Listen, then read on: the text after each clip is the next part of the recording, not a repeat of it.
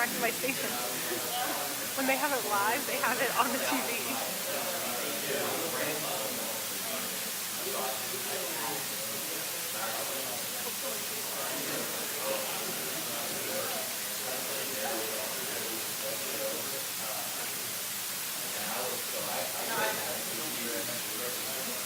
No, I'm not.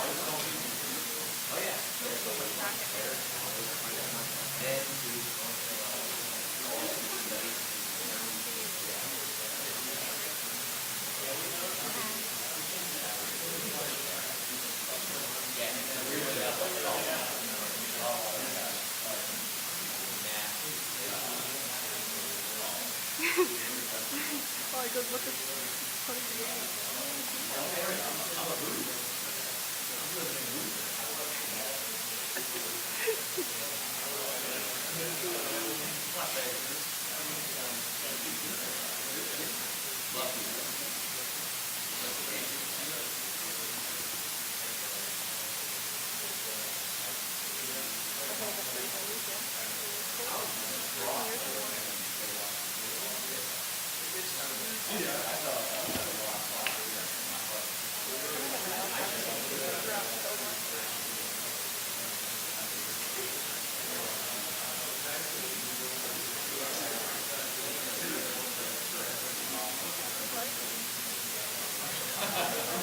I look like a lunatic.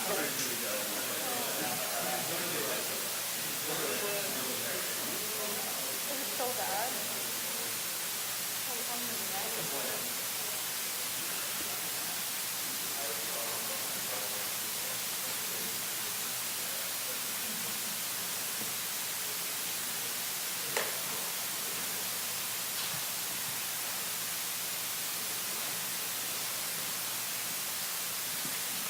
All right, we'll let everybody get set. Coach will make an opening statement, and then we will take questions and raise your hand. You have 5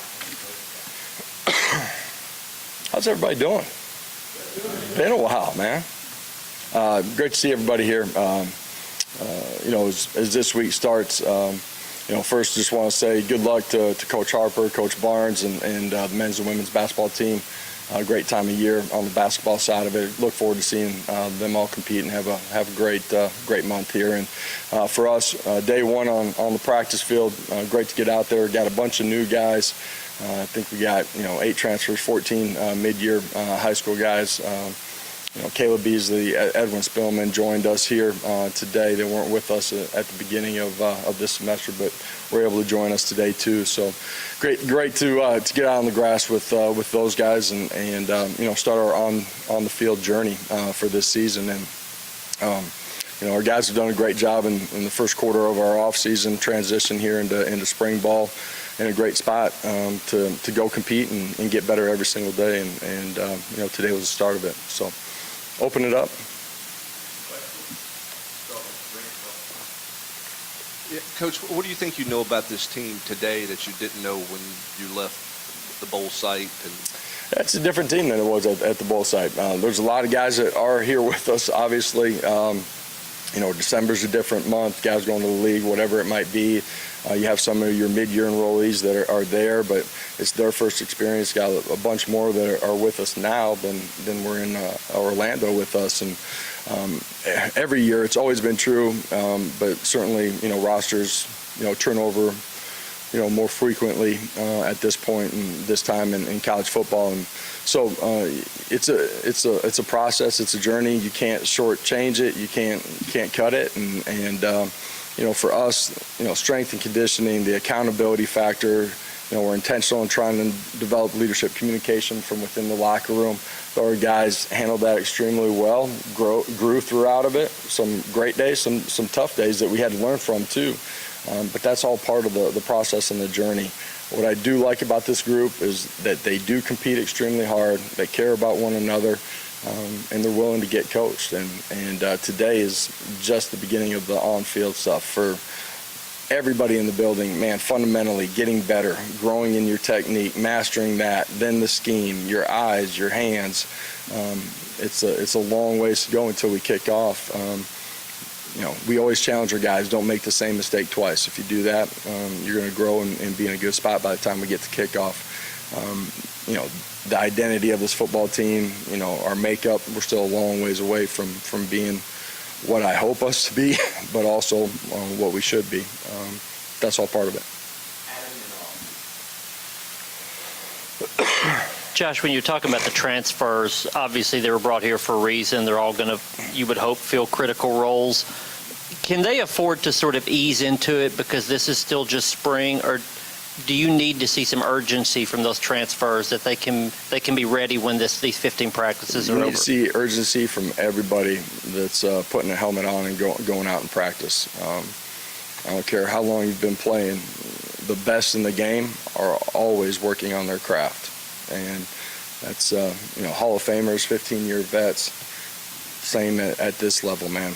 There's constant growth, and all of our guys got areas that our strength staff's pinpointed, our coaches have pinpointed in areas that they got to get better at, and so continuing to compete every single day. Guys that compete the hardest and do it the longest, typically the ones that win out, and that's true in a position battle. It's true when you get out on the field on a Saturday afternoon too. Communication and the helmets and stuff, how much will you all work that this spring, and what will you need to see out of that before you feel comfortable when you roll out there in a game with that? Yeah, really have an idea, but going to kind of tinker with it. Both sides of the football don't have as many available right now. I think that's true across college football is what you'd like to be able to work it on both sides of the football every single day, every rep. With all the guys that potentially will be wearing it, but a little bit trial and error that'll happen in practice and in scrimmages, and kind of figure out how to navigate it where it's the most advantageous to our program that it can be. You guys have had good relationship between your starting quarterback and your backup quarterback for several years now. What did you see from Jake Merklinger in the bowl practices and then in this first quarter of prep going into spring practice? Yeah. Talented guy that works extremely hard, cares about his craft, cares about his teammates in a really positive way, and he's had a workman type mentality since he got here. And you get thrown into bowl preparation, man, it's all coming really quickly at you, and certainly at that position with everything that you got to navigate. Continuing to get better fundamentally. He's grown in understanding our schemes. He hasn't mastered anything yet, but he shouldn't at this point either. I'm really excited to get out there, and continue to compete with him throughout the course of spring ball at quarterback, and it's true at every position too. But the fundamentals of the position, if those aren't right, it's hard to be consistent in what everybody's going to see. The accuracy of a football when you're throwing it, but continuing to grow that way, and then mastering our schemes here and what he's seen on the defensive side of the ball. So for all of the young guys that are in spring ball, man, it's almost like thirds, man. The first 5 days are really tough. It's hard. Second 5 days, there's usually a dramatic growth from the first 5 days, and by the time you get to the end of it, you don't resemble the player that you were the first 5 days, so being confident, continuing to work hard, not losing any confidence as you're learning, as you're growing through making some mistakes too. You guys have had mostly internal promotions, and you've had a little bit of turnover on the staff the last couple of years. What's it like, bringing in a couple outside guys, and how's that transition been for them so far? Yeah, for us, the process really isn't different. When we have an opening, you always want to hire the right person that fits the culture of the building, that's going to be able to, develop and have great relationships with the players. That's going to be a great teacher of the game, but help them grow outside of it too. All of that translates into recruiting because, to me, recruiting is about relationships and, showing a kid how you're going to care about them, how you're going to help them grow and become their best. And, for us, really excited about the two guys that we brought in. William and Darrell are two guys that have had a ton of success. If you look at the history of their careers, they've coached at high levels. They've had guys that have been highly productive. They've come into the building, done a great job of developing relationships with our guys inside the room really quickly, but then also, being able to demonstrate how they're going to help them grow, and the transition's been really smooth. So excited to have those guys, and I know our players have really enjoyed having them too. Rick, up front here, Josh, just sort of following up on that one, what are the habits or maybe personalities that you've seen from Coach Inge and Coach Sims in the position rooms out there on the field today? Just habits and personalities from those guys. Yeah, they're both extremely smart. Whether I've known them or just went through the interview process with them, they're both extremely bright guys that communicate at a really high level. They have a high passion, care factor. They got great energy. They're really comfortable and confident in who they are and how they present themselves. And, they've been really good inside the building so far. Really high-level guys that, do it the right way and extremely competitive. What have you seen so far from Chris Brazel, and how have the older guys, Squirrel White, Brew McCoy, helped him in his transition here? Yeah, we've been really fortunate building a culture where, your vets want good players around them and want to help them grow. And that happens because of the, position coaches that we have inside of those rooms, the culture that they set inside of those rooms. It happens because of the locker room. So for Chris, all the veteran guys that have been in this, they help them grow just in how to play the game within the game.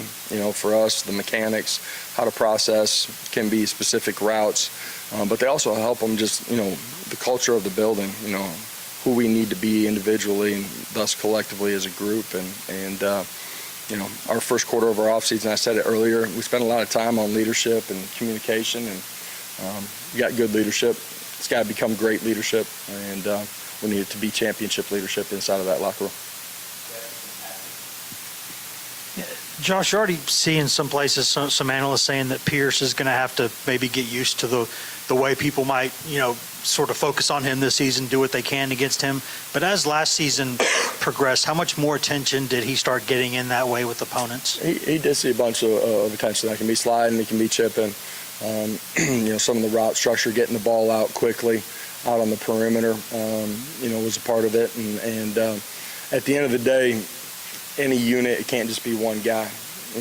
James needs to grow as a player too, and he would stand up here and tell you that as well. There's things that he's working on for him to become his best and take his game to another level.